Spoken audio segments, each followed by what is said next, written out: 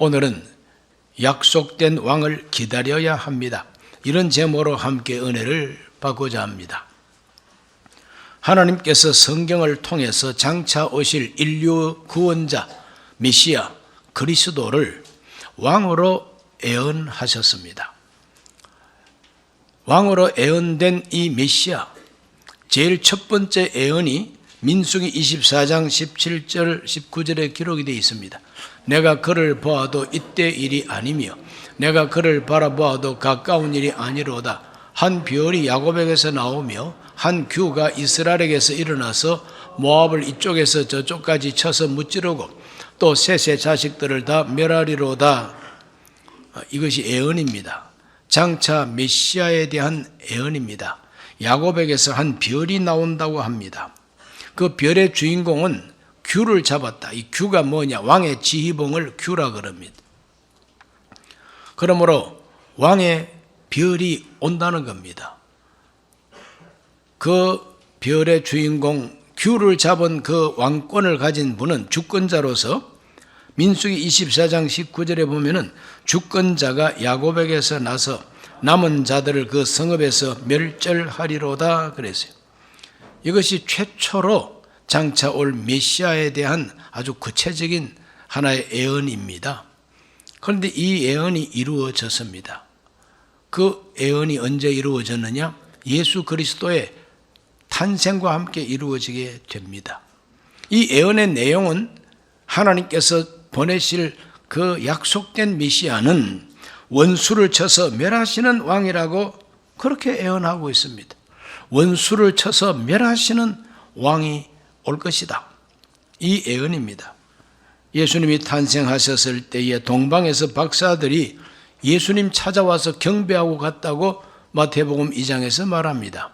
아니 어떻게 그 머나먼 바벨론 옛날 페르시아 지역에서 박사들이 천문학자들이 와서 예수님을 만나고 절을 하고 갔을까? 그 사람들은 별을 보고 왔다고 고백했습니다. 우리가 동방에서 그의 별을 보고 유대인의 왕으로 나신 분을 경배하러 왔다고 말을 합니다. 헤롯 왕 찾아가서 그 소식을 전했더니 온 성이 막 소동이 일어났습니다. 그래서 헤롯 왕이 대제사장과 서기관들을 불러서 그리스도 메시아가 어디서 탄생하겠는가 하고 질문을 했더니 대답이 금방 나왔습니다. 유대 땅 베들레헴입니다. 선지자들이 다 예언을 하고 있습니다. 그래서 동방 박사들에게 베들레헴으로 가보시오. 가서 찾거든 나한테도 기별을 해서 나도 가서 만나게 해달라고 부탁을 했어요. 그런데 베들레헴에 그리스도가 탄생한다는 것을 훤히 알고 있는 이 대제사장과 서기관들은 한 발자국도 그 베들레헴으로 가지 않았습니다. 지식은 있지요. 그리스도가 어디서 탄생하는가 지식은 확실합니다. 그래서 박사들에게도 길을 가르쳐 줬어요. 베들레헴으로 가보시오. 그러면서 자기들은 가지 않습니다. 성경 지식에 대해서는 부족한 동방 박사들이 그들이 가르쳐 준 대로 찾아갔더니 별이 나타났고 별의 주인공을 만나서 경배하고 기뻐하고 고국으로 돌아가게 됩니다.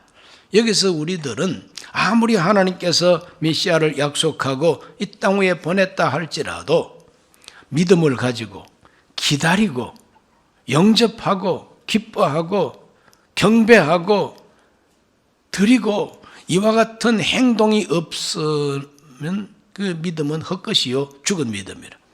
그러므로 지식만 있고 행동이 없는 이 대제사장들은 아예 믿음이 없는 사람이에요. 그러나 지식은 부족하더라도 섬기고자 하고 경배하고자 하고 가르쳐준 대로 순종해서 찾아갔던 이 박사들은 믿음이 있는 사람이라 이 말이죠. 오늘도 이 자리에서 예배하는 여러분 지식만 자꾸 쌓지 말고 적은 것을 깨달았다 할지라도 순종하고 확인하고 찾아가고 기뻐하고 경배하고 섬기고 이와 같은 믿음의 사람들이 되시기를 주의 이름으로 축원합니다. 당장 이번 성탄절부터가 우리들은 지식이 부족하더라도 믿음이 있는 자가 되어서 하나님이 보내시는 거룩한 메시아를 만날 수 있기를 바랍니다. 이렇게 동방의 박사들이 별의 주인공을 만났다고 하는 아름다운 이야기가 마태복음 2장에 기록이 되어 있죠. 그러면은 동방 박사들이 만났던 그 예수님은 아기로만 계시지 않고 점점 자라고 또 양육받고 이제는 성인이 되고 그럴 때부터 예수님은 공생애를 시작합니다.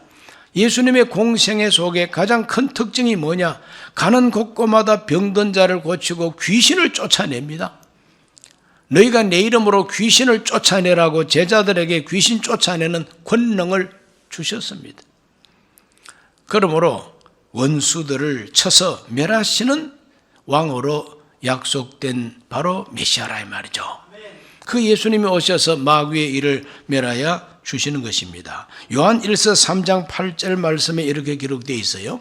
죄를 짓는 자는 마귀에게 속하나니 마귀는 처음부터 범죄함이라. 하나님의 아들이 나타나신 것은 마귀의 일을 멸하려 하심이라. 하나님의 아들이 메시아로 나타나신 것은 마귀의 일을 멸하려 하심이라. 오늘 우리 예수님을 메시아로 진정 영접하고 그 이름을 믿는 자는 마귀의 일을 멸할 수 있습니다. 내 이름으로 귀신을 쫓아내며 그랬지 않습니까? 예수 이름으로 귀신 쫓아낼 수가 있다 이 말이죠. 예수님께서는 두루 다니며 착한 일을 행하시고 마귀에게 눌린 자를 고치셨다 그랬어요. 그 예수님은 오늘날도 마귀에게 눌린 자를 고치고 계십니다. 이건 영적 일이에요. 오늘 우리 모든 성도들은 마귀의 권세, 귀신의 활동을 얼마든지 예수 이름으로 내쫓아버리고 멸하고 명령하고 오늘 우리들은 자유와 해방을 누릴 수 있다고 하는 걸 믿으시기를 바랍니다. 이 예수님께서 장차 이 땅 위에 재림하시고 최후의 심판대 앞에서 심판자로 오실 때에 이 마귀는 영원히 멸망받으리라고 성경은 말합니다. 요한계시록 20장 10절 말씀에 또 그들을 미혹하는 마귀가 불과 유황못에 던져지니 거기는 그 짐승과 거짓 선자도 있어 세세토록 밤낮 괴로움을 받으리라 그랬어요. 누가 마귀를 지옥불에 던질 권세가 있습니까? 바로 예수님이다 이 말이죠. 그러므로 하나님께서 약속한 메시아는 원수들을 멸하시는 왕이다 이 말이죠. 오늘 그 예수님은 우리에게도 절실히 필요합니다. 영적이지 못한 사람은 지금 내 주변에서 일어나는 이런 일들이 그 배후의 영적인 배후를 몰라가지고 인간적으로만 생각합니다. 그러나 그 영적 배후가 마귀의 역사라면 우리는 기도로 금식으로 믿음으로 물리쳐야 되는 것입니다. 예수 이름으로 물리치고 마귀의 일을 멸하게 되시기를 주의 이름으로 축원합니다. 에베소서 6장 10절로 11절은 이렇게 가르쳐주고 있어요. 끝으로 너희가 주 안에서와 그 힘의 능력으로 강건하여지고 마귀의 간계를 능히 대적하기 위하여 하나님의 전신갑주를 입어라 그랬어요. 우리 주변에 일상생활 속에도 마귀의 간교한 계략이 있다는 겁니다. 이것을 우리가 발견하고 이것을 대적하고 이기기 위해서는 하나님의 전신갑주를 입어야 된다고 권면하고 있습니다.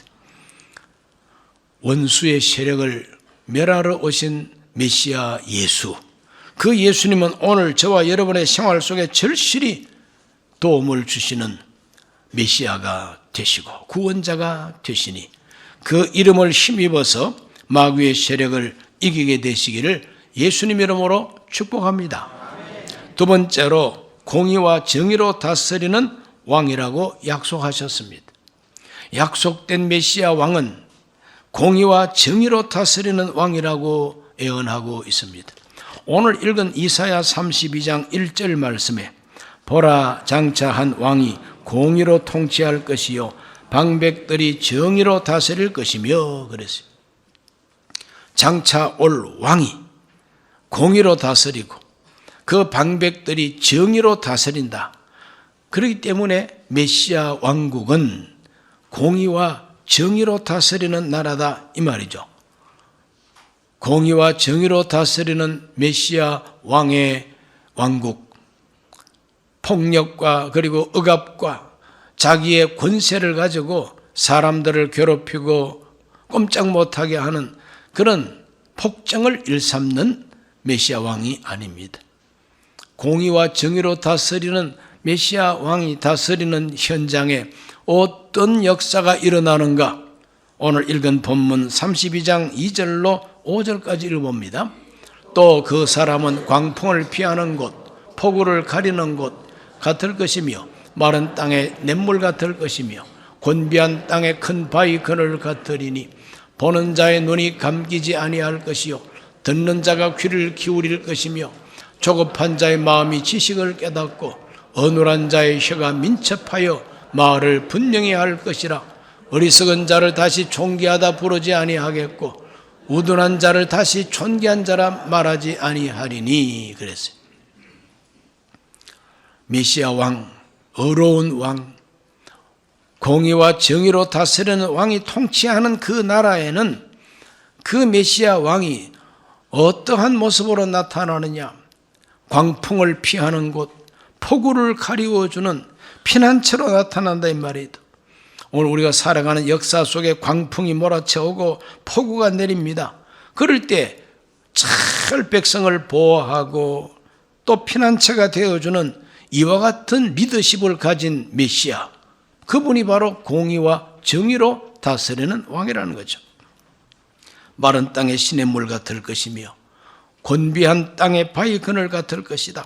생명수를 공급하고 쉼터가 되어주는 왕, 그 왕이 바로 메시아라는 겁니다. 사람들이 놀라운 진리를 듣고 그 귀가 황 하고 열리고 그 말씀이 너무 놀랍기 때문에 눈이 감기지를 않을 것이라 그랬습니다. 어리석은 사람들에게 올바른 지혜의 말씀이 임하여서 올바로 분별하게 될 것이고 어리석은 자를 존귀한 자라고 우둔한 자를 존귀한 자라고 칭찬하는 가치가 전도되어 버리고 뒤집어져 버린 그러한 판단력, 그것이 이제는 없어지고 우둔한 자는 우둔한 자고 어리석은 자는 어리석은 자라고 말할 수 있는 바로 그때가 메시아 왕이 통치하는 시대의 모습이다 이 말입니다. 오늘 우리 모두가 다 공의와 정의로 다스리는 왕, 그 왕의 통치하에서 저마다 존귀한 삶을 살게 된다고 성경은 예언하고 있습니다. 강력한 왕권, 정의, 공의를 펼치는 강력한 왕권, 그 왕권 아래 있으면은 폭우도 피할 수 있고 광풍도 피할 수 있고 메마른 땅에 시냇물을 발견하게 될 것이고 곤비한 땅에서 바위 그늘이 되어 쉼터가 되는 것이다. 어리석은 자가 지혜롭게 될 것이다. 말이 분명하지 못한 사람이 말을 또렷하게 분명하게 할 수 있을 것이다. 판단력이 회복되어서 어리석은 것은 어리석은 것이고 우둔한 것은 우둔한 것이고 하나님의 말씀만이 영원한 진리가 되게 되어 있으니 이러한 왕이 통치할 것이다 라고 약속하는데 그 왕이 누구냐? 바로 예수 그리스도의 말이죠. 예수 그리스도이십니다. 예수님이야말로 의로 다스리는 왕이 되십니다. 예수님이야말로 우리의 피난처가 되십니다. 예수님이야말로 우리의 샘터가 되셔서 나를 믿는 자는 그 배에서 생수가 강같이 흘러나리라 그랬습니다. 수고하고 무거운 짐진 자들아 다 내게로 오라 내가 너희를 쉬게 하리라 그랬습니다. 예수님은 의의 왕이 되어 주셔서 우리를 이와 같이 푸른 초장 쉴 만한 물가로 인도해 주신다는 겁니다.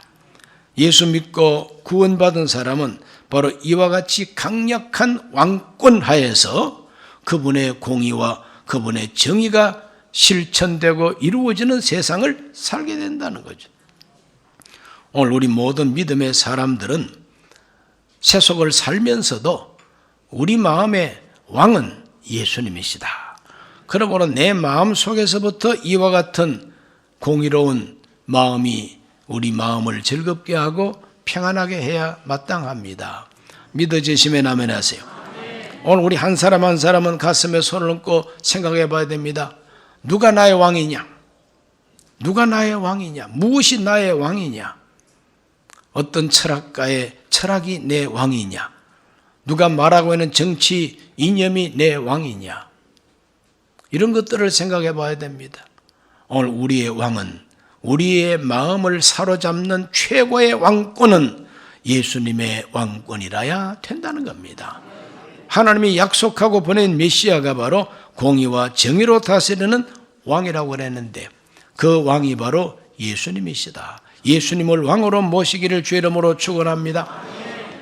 그래서 예수님이 예루살렘으로 들어갈 때에 왕을 환영하는 그와 같은 프레이드가 벌어졌죠. 호산나 하고 외치면서 왕으로 오시는 이여, 겸손하여 나귀 새끼를 타고 오시는 이여, 이와 같이 예수님을 왕으로 환영했던 것입니다. 오늘 우리 모두가 진정 예수님을 나의 왕, 나의 하나님으로 모시기를 주의 이름으로 축원합니다. 세 번째로 하나님은 장차 보내실 메시아를 평강의 왕이라고 예언해 주셨습니다. 평강의 왕이라. 이사야 9장 6절 말씀에 이는 한 아기가 우리에게 낳고 한 아들을 우리에게 주신 바 되었는데 그의 어깨에는 정사를 메었고 그의 이름은 기묘자라 모사라 전능하신 하나님이라 영존하시는 아버지라 평강의 왕이라 할 것임이라. 우리 예수님의 정체, 우리 예수님의 그 본체가 무엇이냐? 평강의 왕이라 이 말입니다. 그러므로 하나님께서 보내기로 약속하는 메시아는 평강의 왕인 것입니다. 평강의 왕으로 왔기 때문에 우리 예수님께서 탄생하시던 그 첫날 밤에 천군 천사가 찬송을 하고 노래를 했습니다. 어떻게 노래했습니까? 누가복음 2장 13절과 14절에 호련히 수많은 천군이 그 천사들과 함께 하나님을 찬송하여 이르되 지극히 높은 곳에서는 하나님께 영광이요 땅에서는 하나님이 기뻐하신 사람들 중에 평화로다 하니라. 하나님께는 영광이고 하나님이 기뻐하는 사람, 이 땅 위에 있는 하나님이 기뻐하신 사람들 중에는 평화로다 그랬어요. 예수님은 평화의 왕으로 오셨다는 것이죠. 그런데 이 평화는 아무에게나 다 주는 평화가 아닙니다. 하나님이 기뻐하시는 사람에게 주는 평화라 그랬어요. 오늘 이 자리에 예배하는 성도 여러분 한 분 한 분이 하나님이 기뻐하는 사람 되셔서 올해 성탄절에도 하나님 주시는 평화를 가득하게 끌어안고 경험하게 되시기를 주의 이름으로 축원합니다. 하나님은 어떤 사람을 기뻐합니까? 하나님이 기뻐하는 사람은 회개하는 사람을 기뻐합니다. 하나님께 손들고 주님만 의지합니다 하고 찾아오는 사람을 하나님은 기뻐합니다. 주의 뜻이라면 순종하겠습니다 하는 사람을 기뻐합니다. 엎드려 경배하고 법의 합을 열어서 아낌없이 주님을 섬기는 사람을 하나님은 기뻐하시죠. 하나님이 기뻐하는 일이 무엇인가를 자꾸 연구하고 그걸 살펴가지고 하나님을 기쁘시게 하려고 노력하면 하나님 기뻐하십니다. 그런 사람에게 평화를 주신다는 겁니다. 그 평화를 경험하게 되시기를 바랍니다. 모든 믿는 자가 기본적으로 가져야 할 평화가 무엇이냐?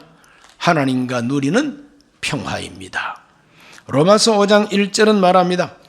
그러므로 우리가 믿음으로 의롭다 하심을 받았으니 우리 주 예수 그리스도로 말미암아 하나님과 화평을 누리자.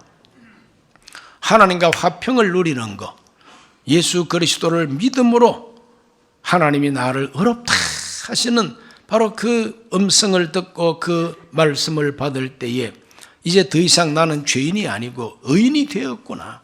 그래서 하나님과 화평하게 되는 그 평화가 바로 가장 기본적인 평화입니다. 그 평화는 예수님만 줄 수가 있습니다. 이 세상에 그 누구도 줄 수 없는 하나님과의 평화는 예수님만 주시는 평화입니다. 그 평화가 없으면은 무엇을 해도 진짜 평화가 없어요. 하나님과 평화를 이루지 못한 사람은 돈이 많아도 평화가 없습니다. 그래서 재벌들도 자살하고 그럽니다. 우울증에 걸립니다. 하나님과 평화가 없으면 태산같이 좋은 음식을 쌓아놓고도 평화가 없어요. 세계에서 가장 경치 좋은 곳에 가서 관광 여행을 하더라도 하나님과 평화가 없으면 평화가 없습니다. 그러나 초막에 살아도, 정말 초가 삼간에 살아도 예수님을 모시고 있으면 그게 평화라. 그래서 초막이나 궁궐이나 내 주 예수 모신 곳이 그 어디나 하늘나라.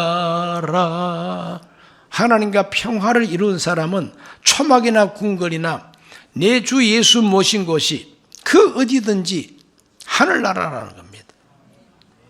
그게 평화입니다. 이런 평화를 여러분 다 누리고 경험하고 그 평화 안에서 살게 되시기를 주 이름으로 축원합니다. 하나님과 평화가 이루어지면 옆에 있는 사람들하고도 평화를 이룰 수가 있어요. 하나님과 평화를 이루면 대자연과 평화를 이룰 수가 있습니다. 하나님과 평화를 이루게 되면 나와 나의 평화, 자기 자신 속의 평화를 얻을 수가 있다는 겁니다. 내가 어떠한 사람인지 나를 가장 잘 아는 그 무엇인가 있습니다. 내 양심이 나를 제일 알죠. 내 양심이 나를 잘 압니다. 사람은 속일 수 있어도 내 양심은 내가 못 속이는 거 아닙니까?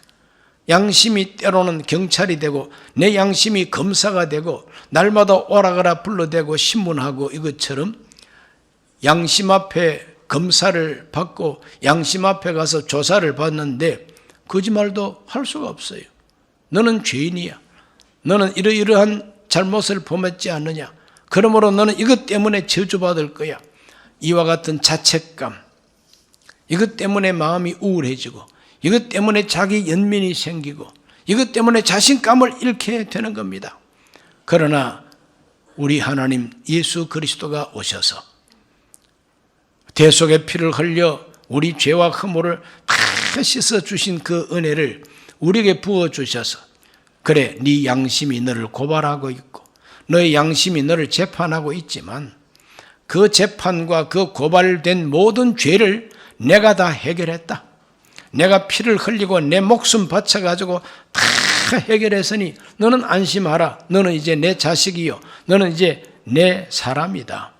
이렇게 우리 하나님께서 메시아를 통하여 우리에게 그 은혜를 부어주시면 우리 마음속에부터 평화를 얻게 되는 겁니다. 내 양심이 이제 평안해지는 겁니다. 내 양심이 나를 끊임없이 공격할 필요가 없어요. 왜? 주 예수가 대속하셨다. 이것이 바로 마음에 들어오는 진정한 평화인 것입니다. 평화의 왕 예수, 이번 성탄절에도 그 예수님을 더 깊이 만나게 되시기를 주의 이름으로 축원합니다. 그래서 마음이 평안해지시기를 바랍니다. 이사야 11장 1절은 이런 말씀을 기록합니다. 이새 줄기에서 한 싹이 나며 그 뿌리에서 한 가지가 나서 결실할 것이요. 여기 이새 줄기, 이새 뿌리에서 나오는 한 싹은 예수님을 상징합니다. 왜? 예수님이 다윗의 후손이고 다윗의 아버지가 이새입니다. 다윗 계통에서 싹과 같이 새로운 가지와 같이 일어나실 예수, 그 예수가 장차 평강의 왕이 되셔서 이 세상을 다스린다는 것이 메시아 나라입니다. 어떠한 형편이 다가올 것인가? 이사야 11장 6절에서 9절을 읽어봅니다. 그때 이리가 어린 양과 함께 살며 표범이 어린 염소와 함께 누우며 송아지와 어린 사자와 살찐 짐승이 함께 있어 어린 아이에게 끌리며 암소와 곰이 함께 먹으며 그것들의 새끼가 함께 엎드리며 사자가 소처럼 풀을 먹을 것이며 젖 먹는 아이가 독사의 구멍에서 장난하며 젖된 어린아이가 독사의 굴에 손을 넣을 것이라. 내 거룩한 산 모든 곳에서 해됨도 없고 상함도 없을 것이니 이는 물이 바다를 덮음같이 야훼를 아는 지식이 세상에 충만할 것임이니라. 할렐루야. 자, 방금 읽은 이런 분위기, 지금 우리가 살고 있는 세상에는 이런 분위기가 없습니다. 독사굴에 손 넣으면 독사가 가만히 있겠습니까? 꽉 물어버리죠. 맹독을 가진 독사한테 물리면은 죽습니다. 그리고 송아지와 어린 송아지와 염소 이와 같이 연약한 그 동물들이 싸나운 표범, 짐승, 곰, 사자, 호랑이 이런 싸나운 짐승과 함께 누울 수가 있겠습니까? 이게 웬 밥이냐? 이게 웬 간식이냐? 이렇게 될 거 아닙니까? 그러나 이 성경을 보면은 사자와 곰과 어린 양과 송아지가 다 초장에 함께 누워서 사자가 풀을 뜯어 먹을 것이라 그랬어요. 사자가 풀을 뜯어 먹을 것이라. 독사굴에 손 넣어도 다치지 않고 내 동산에는 해됨도 없고 상함도 없을 것이다. 이것이 장차 평강의 왕 메시아의 왕국을 두고 하는 말인 것입니다. 그렇다면은 이러한 나라를 저와 여러분이 기다려야 되겠습니까? 농담으로 여겨야 되겠습니까? 기다려야지요. 우리 하나님 반드시 예수 그리스도를 통해서 이와 같은 세상을 만들어 주실 날이 있습니다. 주여 기다립니다. 기다리는 자에게 복이 있다는 것 믿으시기를 바랍니다. 이것이 종말론적으로 천년 왕국의 모습이다 이 말이죠. 우리 예수님이 왕이 되셔서 천년 동안 통치한다고 하는 요한계시록에 나오는 바로 그 말씀인 것입니다. 우리 예수님은 평화의 왕으로 오셔서 이 세상을 사는 저와 여러분 심령의 평화를 먼저 주시고 내 생활 속에 하나님의 도우심으로 내 생활 속에 평강도 주시지만 종말론적으로 온 세상이 이와 같은 평화의 동산이 되게 하신다는 겁니다. 그러므로 이 지구상에 하마스와 이스라엘이 전쟁하고 저 러시아와 우크라이나가 전쟁하지만 예수님이 평강의 왕으로 재림해 오시면은 그 전쟁 다 쉽니다. 평강이 주어지게 될 것입니다. 그날을 우리가 기다리고 기다려야 되는 것입니다. 오늘 우리는 또 한 번 성탄절을 우리가 맞이하면서 대강절 셋째 주일 오늘 우리는 무엇을 기다려야 될 것이냐? 우리 하나님이 약속한 메시아 왕을 기다려야 되겠다. 약속하신 왕을 기다려야 되겠다. 그분은 원수를 멸하시는 왕이시고 공의와 정의로 다스리는 정의의 하나님이시고 그분은 진정한 평화를 주는 평강의 왕이시다. 내 마음속에 왕으로 오셔서 다스려 주시기를 기다리며 기도해야 될 줄로 믿습니다. 기도합니다. 하나님 아버지, 오늘 하나님 앞에 와서 대강절 셋째 주일 예배를 드립니다. 오늘 우리들은 하나님이 약속한 메시아 왕을 기다리는 믿음을 허락하여 주옵소서. 아무것도 기다려지는 것이 없는 사람은 허무하고 절망한 사람입니다. 오늘 우리들은 하나님이 약속한 왕이 계심을 믿습니다. 원수를 멸절을 시켜주시고 진정한 정의와 평화를 이루어 주시는 만왕의 왕 예수님을 기다립니다.